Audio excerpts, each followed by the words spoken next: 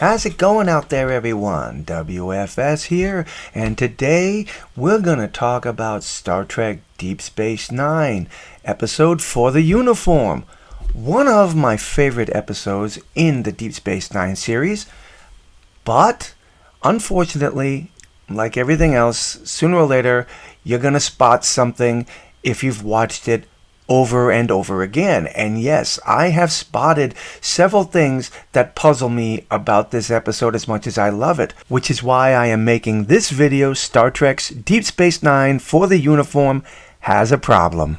Eddington just beamed out. Trace this transporter signal. We've got it, Captain. He's on a Maquis raider. They're breaking orbit and heading out of the system. Beam me aboard and lay in a pursuit course. All hands to battle stations. Aye, sir. We're off to a good start here. Sisko has ordered all hands to battle stations, beam him up, and lay in a pursuant course, which to me means track him and let's get going. He's headed for the Badlands, all right. Course is 0 Mark 213. Commander. Changing course now to 0 Mark 213. We're on his tail, Captain. Maximum warp. Maybe I'm missing something here, but a few moments ago when he was on the planetoid, he ordered them to lay in a pursuant course. And yet when he gets to the bridge, they're tracking him, but it's like the ship never moved. It's only after Kira acknowledged the course that Eddington was on that Sisko orders Jadzia to follow him. What happened to lay in a pursuant course? How long until we're in firing range? 22 minutes. Major. Not good enough. He'll reach the plasma fields 2 minutes before we're in range. Hopefully you're with me so far on this. Eddington is somehow 22 minutes ahead of them, even though they were only a few moments behind them at warp. And yet, something incredible is about to happen, at least as far as I am concerned. Something amazing is about to happen. So Sisko contacts the Malenche, which is patrolling the Badlands, at least the outskirts of it, and advises them that Eddington is on his way to the Badlands. Could they block him? And that's what they do. They block the raider from getting in. Eddington slows to impulse and turns around and comes back at the Defiant at full impulse. And this is where it starts getting a little weird for me. Go to impulse. Raise shields. What is he doing? He's changed course. Now he's headed directly for us. He has locked his weapons on us. He's no match for the Defiant. So Eddington sees the Malenche moving to block him. So he slows to impulse, turns around, and heads back to the Defiant at full impulse. Meanwhile, the Defiant, which is still at warp, Sisko orders the ship to reduce to impulse. Now, just a few moments ago, Worf explained that there was a 22-minute gap. A 22-minute gap between the Defiant and the Maquis Raider while they were both at warp. So now Eddington is turned at the Defiant, narrowing the gap. Sisko, which is now bringing the ship to impulse, should be widening the gap between the two of them. He's no longer at warp, he's at impulse. So the distance between the two of them should be widened a little bit more. And yet, in just a few moments, Eddington's raider will be right on top of the Defiant. Report. Got a massive computer failure. Every computer system is down. And all the backups.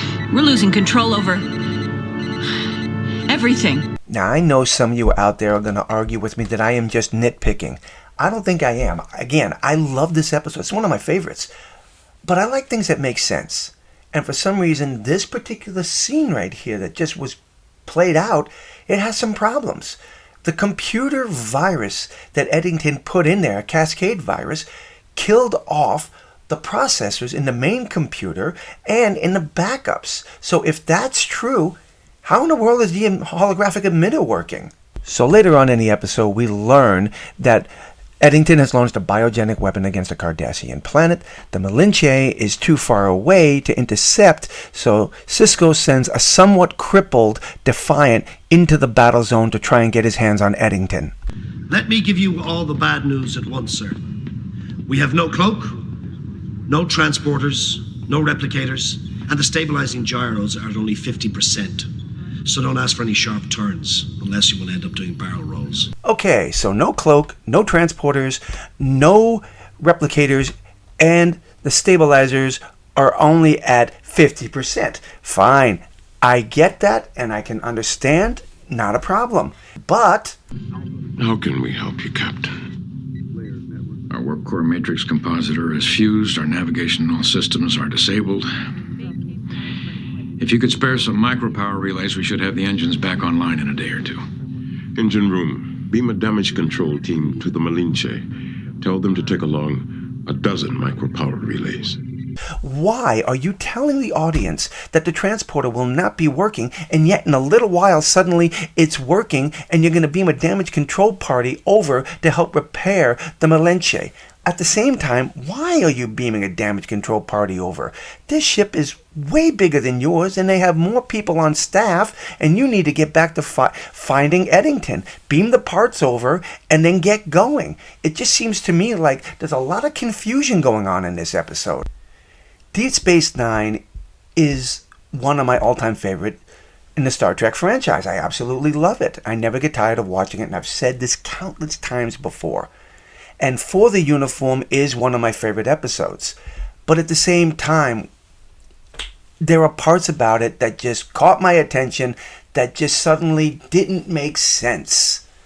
And I just had to come on and say something. And that's why I say Star Trek Deep Space Nine For the Uniform has a problem.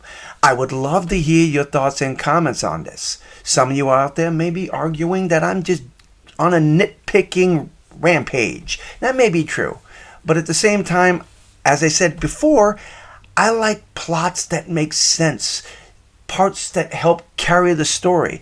And it just seemed to me like the events that I showed you in this video, it seemed like while they were helping the plot, they just didn't add up.